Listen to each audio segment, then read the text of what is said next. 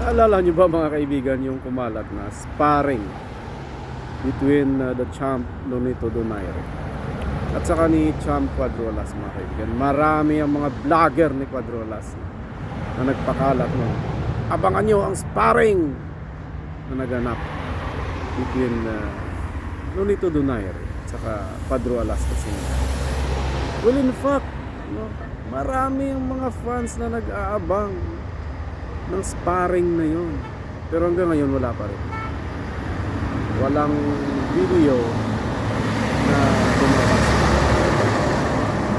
And recently lang sa live ni Anti-Marukoy Academy, doon inamin sa message ni Champ Nonito Donaire na walang sparring na naganap.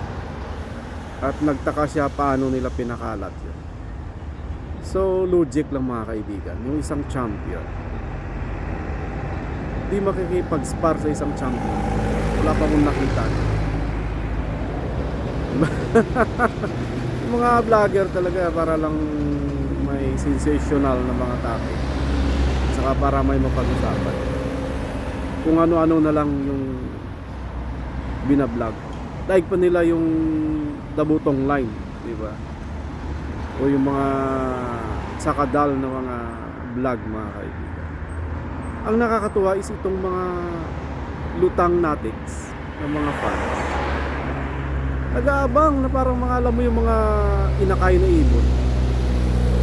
Kapag may dumapo sa pugad, akala nila yung inahin na may dalang uod mga kaibigan. Nakabuka lagi yung bunganga. Pero totoo pala, wala pala talaga nangyari na sparring. So maraming nabiktima no. Ako ang opinion ko doon, hangga't wala kayong maipakita, no, wala kayong alam, di ba? Kasi maraming nagsasabing mas may alam, pero totoo wala naman talaga. So bahala kayo dyan, basta si laging gengan lang. So see you on our next vlog mga kaibigan.